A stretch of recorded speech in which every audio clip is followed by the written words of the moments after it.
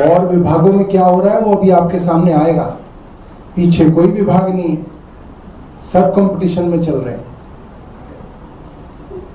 कल से मैं ये देख रहा था कि भारतीय जनता पार्टी के लोग जो इनके सोशल मीडिया के इन्फ्लुएंसर हैं वो इस तरह से दिखा रहे हैं कि ये वत्सला अग्रवाल है, इनकी फोटो, इसने 650 करोड़ रुपए का घोटाला कर दिया। क्या कोई एक अफसर 650 करोड़ रुपए का घोटाला कर सकता है? क्या ये संभव है? आज मैं आपके सामने वो कागज रखूंगा जिससे साफ होगा कि ये घोटाला किसी एक अफसर द्वारा नहीं, सरकार ने पूरी क्रिमिनल कॉन्स्पिरेसी करके ये घोटाला किया। पहले तो ये समझते हैं कि रेखा, ये माफ कीजिएगा, ये वत्सला अग्रवाल जो हैं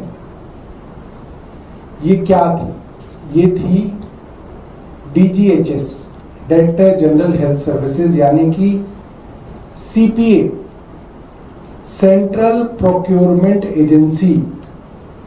CPA जितने भी टेंडर करती है उस सब की देखरेख डॉक्टर वत्सला अग्रवाल के अंदर थी, क्योंकि वो DGHS थी। यानी कि जो भी दवाई खरीदी जाएगी, उपकरण खरीदा जाएगा, कुछ भी खरीदा जाएगा, उसका एक सेंट्रल टेंडर दिल्ली सरकार करेगी। अब इसकी शुरुआत कैसे हुई मैं आपको ये बताता हूं। फरवरी 2025 में इनकी सरकार बनी। फरवरी 2025 में इनकी सरकार बनी।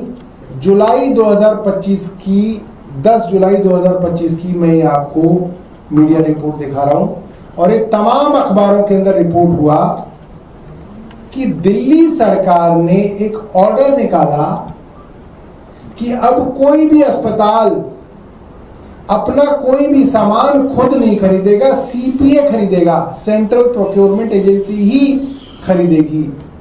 आपको दवाई खरीदनी है, CPA खरीदेगा, चद्दर खरीदनी है, CPA खरीदेगा, एक्सरे की मशीन खरीदनी है, CPA खरीदेगा, सब कुछ CPA खरीदेगा। ये बाकायदा जुलाई के अंदर ऑर्डर निकाला गया।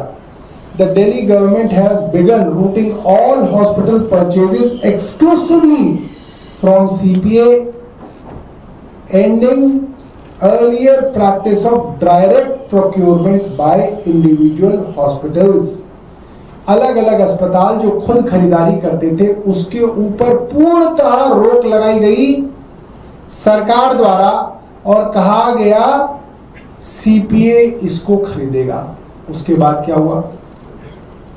CPA एक डॉक्टर के अधीन था जो DGHS थी। ये जुलाई में जब ऑर्डर निकला तब जो DGHS थी वो थी डॉक्टर रति मक्कड़।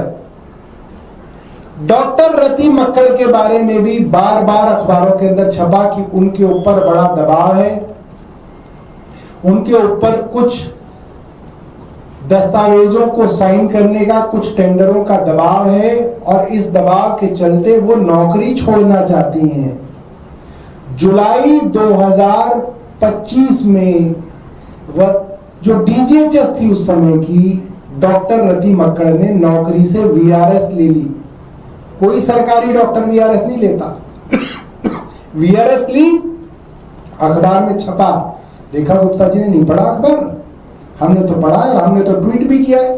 2025 में ही हमने ट्वीट किया है वो अखबार को। और उस वक्त ये ऑर्डर निकाला गया जुलाई में कि सारे की सारी परचेज, सारा का सारा टेंडर CPA करेगा। और फिर अगस्त में रेखा गुप्ता जी की सरकार डॉक्टर वत्सला अग्रवाल को DGHS बनाती है। अब डॉक्टर वत्सला अग्रवाल कहां से आ गई? DGHS हमेशा से नॉर्म है कि सरकार के अंदर जो हमारे सरकारी डॉक्टर हैं उसमें जो सीनियर मोस्ट लोग हैं, सीनियर मोस्ट डॉक्टर है, उसको DGHS बनाया जाता है। मगर यहाँ पे डॉक्टर वत्सला अग्रवाल को मुख्यमंत्री और उपराज्यपाल ने DGHS क्यों बनाया, जबकि उनसे सीनियर 10 से ज्यादा और डॉक्टर थे? उन सबको बाईपास करके डॉक्टर वत्सला अग्रवाल के ऊपर हाथ रखा गया और उनको DGHS बनाया गया। क्यों बनाया, हमारा सवाल है रेखा गुप्ता जी से। एलजी साहब से। उस वक्त डॉक्टर वत्सला अग्रवाल की विजिलेंस के अंदर शिकायत हमारे विधायक सोमनाथ भारती ने की कि वो दिल्ली स्टेट कैंसर इंस्टीट्यूट के अंदर भर्तियों के अंदर गड़बड़ी कर रही हैं, भ्रष्टाचार कर रही हैं, और उस शिकायत पे उनकी विजिलेंस इंक्वायरी चल रही थी। उसके बावजूद आपने उनको इतनी सेंसिटिव पोस्ट पे लगाया। क्यों लगाया? रेखा गुप्ता जी चुप कैसे हैं? एलजी साहब क्यों नहीं बता रहे हैं कि क्यों इन्होंने वत्सला अग्रवाल को चुना इस सेंसिटिव पोस्ट में, जबकि वो एलिजिबल नहीं थी, सीनियर मोस्ट नहीं थी, उनके ऊपर विजिलेंस की इंक्वायरी थी। अब आ जाते हैं इस लूप पे।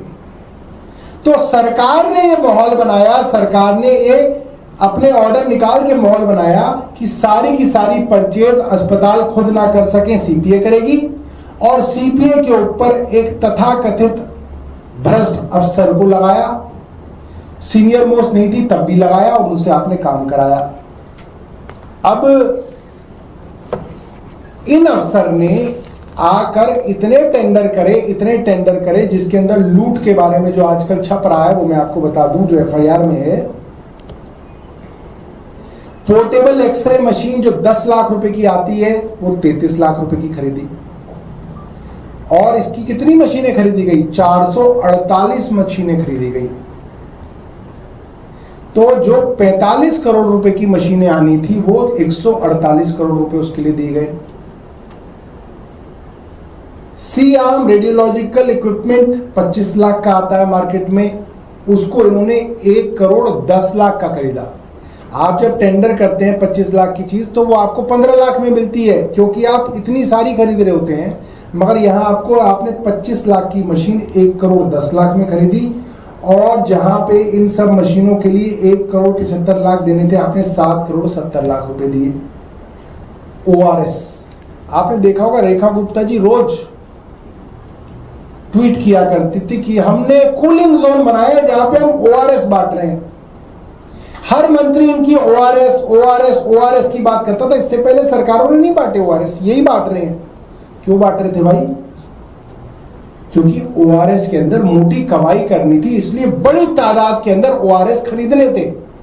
भाई अब आप अस्पतालों में कितने ओआरएस पिला दोगे मरीजों को? हर एक को ओआरएस ही कोई ना पिलाते रहोगे पूरे दिन रात। तो सरकार ने सोचा कि कैसे ऐसा किया जाए कि खूब ओआरएस खरीदा जाए, उसके लिए खूब ओआरएस बांटना है। उसके लिए पूरी की पूरी नीति बनाई गई कि साहब ओआरएस जो है हम जगह जगह कूलिंग जोन बना के बांटेंगे, और बांटे ना बांटे कम से कम कूलिंग जोन के नाम पे खरीदेंगे तो सही। तो आप सोचिए, इस सरकार ने पहली बार इतनी बड़ी मात्रा के अंदर ओआरएस खरीदे। मुझे बताया गया करीब 50 लाख ओआरएस के पैकेट खरीदे। मतलब अगर 2 करोड़ की आबादी है तो हर चौथे आदमी को ओआरएस पिला दिया इन्होंने। आप में से कितनों ने पिया है मुझे बता देना। पिया है क्या? नहीं पिया। तो रेखा गुप्ता जी ने दिल्ली के हर चौथे आदमी को ओआरएस पिलाने का बीड़ा उठाया। पिया किसी ने नहीं, मगर 50 लाख ओआरएस खरीदे। और सुनोगे दाम तो आपके होश उड़ जाएंगे। एक ओआरएस का पैकेट 15 रुपए का आता है, वैसे तो 10 में भी आ जाता है। वो इन्होंने ओआरएस का पैकेट 205 रुपए में खरीदा। अरे इतने में तो जो है कैफे कॉफी डे के अंदर वो जो है वो कोल्ड कॉफी आ जाती है? बरिस्ता की कोल्ड कॉफी पिला देते बेचारे गरीबों को। कोल्ड कूलिंग जोन में जाने की क्या जरूरत थी? उनको 200 रुपए के कूपन दे देते कि भाई बरिस्ता में जाओ, एसी में बैठो और कोल्ड कॉफी पियो और बोलो रेखा गुप्ता की जय। हो सकता था। मगर इन चोरों ने, डकैतों ने एक ओआरएस का पैकेट 205 रुपए में खरीदा। कमाल कर दिया भाई। रेखा गुप्ता जी की सरकार 27 साल बाद आए। पूरा का पूरा 27 साल का हिसाब किताब करना है। अब मैं आता हूं चादरों के ऊपर। चादरों की बात आप सुनोगे तो आप मजा ही आ जाएगा आपको। भाई आपके घर में भी बेड होगा, एक बेड पे कितनी चादर बिछाते होगे आप? 2 चादर हो जाते हैं कि एक धुल गई दूसरी लग गई। 3 बिछा लेगा कोई आदमी एक बेड पे कि भाई एक धुल गई, एक बेड पे एक रखी हुई अलमारी में, एक सूख गई, एक लगा ली, 3 लगा लोगे?